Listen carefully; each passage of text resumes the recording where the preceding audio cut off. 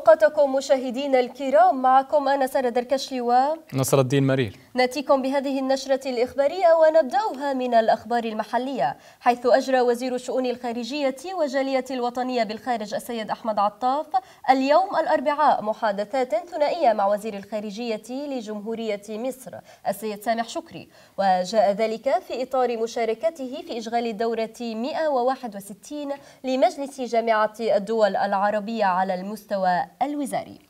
وأوضح بيان لوزارة الخارجية الجزائرية أن اللقاء سمح باستعراض علاقات الأخوة والتعاون المتميزة بين البلدين الشقيقين وبحث سبل الدفع بها نحو مستويات أرحب في سياق التحضير للاستحقاقات الثنائية المقبلة.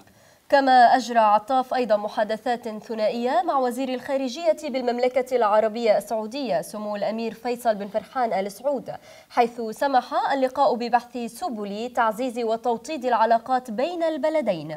وجاء ذلك من خلال التحضير للاستحقاقات الثنائية المقبلة والعمل على تفعيل آليات التعاون الثنائي وعلى رأسها مجلس التنسيق الأعلى. أكد رئيس الجمهورية الإسلامية الإيرانية إبراهيم رئيسي أن العلاقات السياسية الجزائرية الإيرانية قوية جدا، مشددا على صورة الارتقاء بمستوى التعاون الاقتصادي ليكون في مستوى التوافق السياسي بين البلدين. نعم سارة، وقد قال الرئيسي أن فرص توسيع التعاون كبيرة جدا سيما في مجالات التجارة والطاقة والنقل البحري والصرف والبحث العلمي وأيضا التكنولوجيا واقتصاد المعرفة إلى جانب الخدمات الهندسية.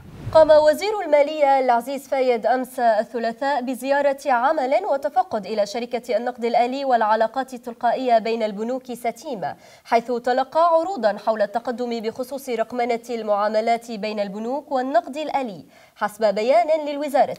وأضافت الوزارة أيضا أن النقاشات تمحورت أيضا حول تقدم التحول الرقمي والرقمنة في مجال المعاملات البنكية والنقدية وكذا آفاق هذا المرفق الاستراتيجي في المستقبل.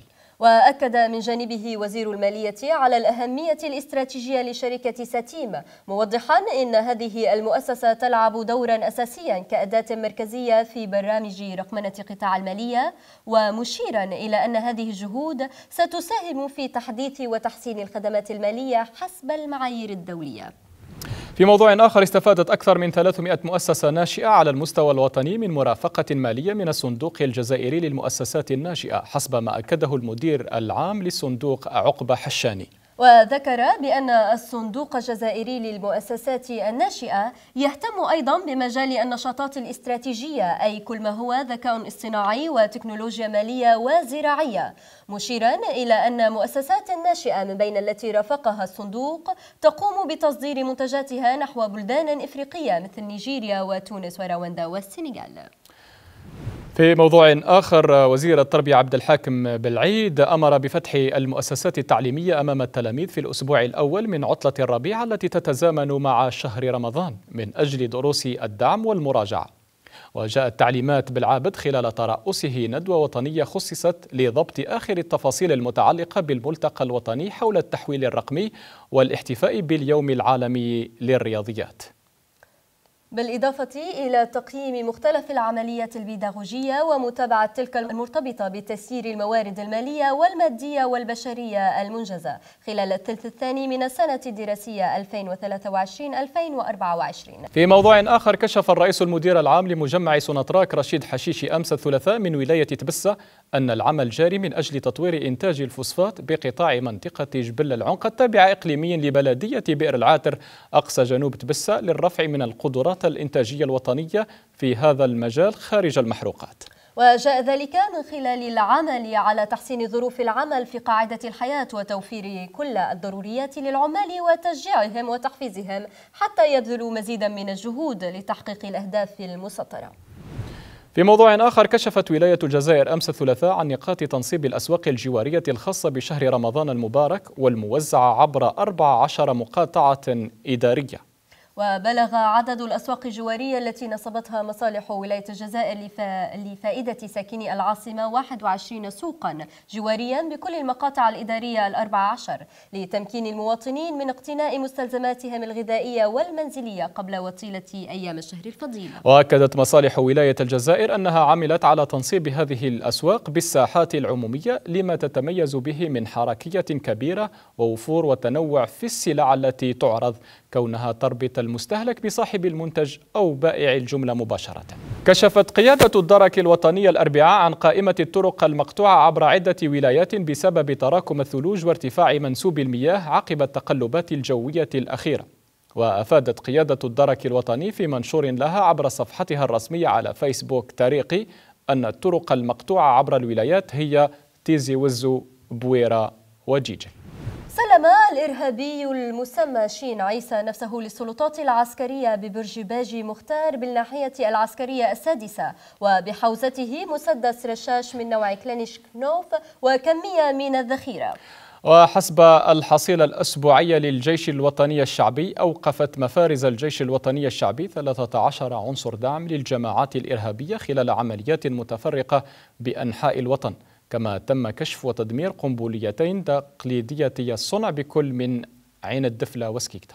وفي إطار محاربة الجريمة المنظمة، أوقفت مفارز مشتركة للجيش الوطني الشعبي بالتنسيق مع مختلف مصالح الأمن خلال عمليات عبر النواحي العسكرية 77 تاجر مخدرات، وأحبطت محاولات إدخال 7 قناطير و7 كيلوغرام من الكيف المعالج عبر الحدود مع المغرب، فيما تم ضبط أكثر من 900 ألف قرص مهلوسا.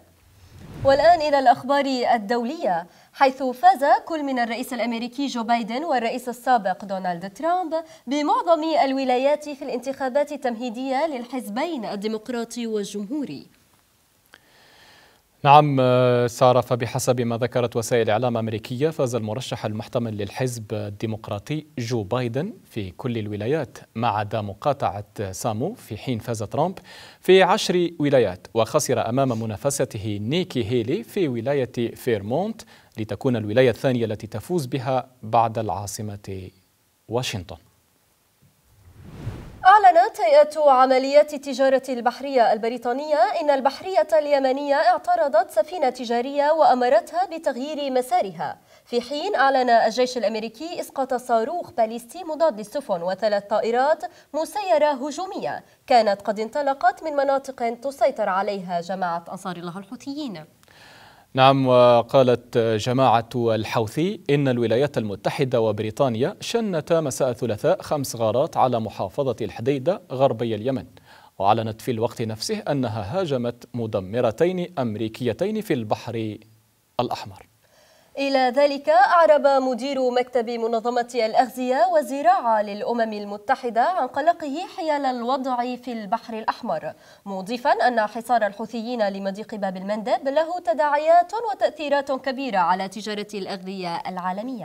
وكان قد حذر من ارتفاع كبير بالأسعار، خاصة أن تكلفة شحن السفن تضاعفت، هذا وانخفضت نقل البضائع بنسبة 30% بسبب رفض شركات النقل البحري تسليم البضائع عبر البحر الأحمر. في خبر آخر، حيث أعلنت الاستخبارات العسكرية الأوكرانية في بيان لها على تطبيق تليجرام أنها ألحقت أضرارا جسيمة بسفينة دورية روسية في البحر الأسود قرب شبه جزيرة القرم، حيث قامت الوحدة الخاصة المجموعة 13 بشن هجوم على السفينة الروسية سيرجي كوتوف بالقرب من مضيق كيرتش. هذا وصرح رئيس الوزراء الأوكراني دينيس شيمغال في مؤتمر صحفي أن بلاده لم تتلقى الأموال التي تم التعهد بها في مؤتمرين للمانحين نظم في 2022، مشددا على أن قوة بلاده تحاول جاهدة تعزيز دفاعاتها بشكل مستمر.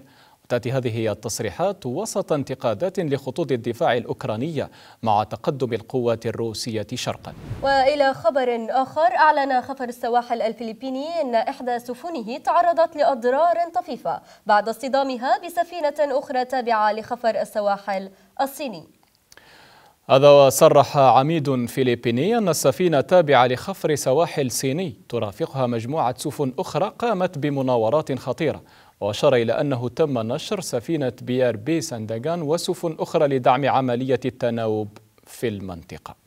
ومن جانبه أعلن خفر السواحل الصيني في بيان له أنه اتخذ الإجراءات اللازمة ضد ما وصفه بتوغل غير قانوني لسفن فلبينية متواجدة في الجزء المتنازع عليه من بحر الجنوب في الصين. في موضوع آخر، حذر برنامج الأغذية العالمي من تداعيات الحرب المستمرة في السودان، إذ أشار في تقرير له أنه يمكن لأقل من 5% من السكان السودانيين توفير وجبة كاملة لأنفسهم في الوقت الحالي. ومن جهتها أفادت المديرة التنفيذية للبرنامج سيدني ماكين بأنه قبل 20 عاما شهدت دارفور أكبر أزمة تجويع في العالم، وكانت الجهود الدولية تواجه تلك الأزمة بشكل جدي، لكن اليوم يبدو أن السودانيين قد تم نسيانهم على حد وصفها. وفي موضوع آخر، قام الهلال الأحمر القطري بتوقيع اتفاقية تعاون مع نظيره الهلال الأحمر السوداني بدعم من صندوق قطر للتنمية في سبيل مساعدة ومساندة الهلال الأحمر السوداني في ظل الخسائر الفادحة والأضرار التي لحقت به نتيجة الحرب القائمة في البلاد. نعم نصر الدين، كما جرت مراسم توقيع الاتفاقية في مدينة بورت سودان بحضور عدد من المسؤولين والمحليين والسفراء، وأيضا ممثلي منظمة الأمم المتحدة للطفل والمفوضية السامية للأمم المتحدة لشؤون اللاجئين. وفي خبر آخر، حيث قامت الشرطة التركية باعتقال 7 أشخاص من بينهم محقق خاص للاشتباه ببيعهم بمعلومات لجهاز المخابرات الإسرائيلي.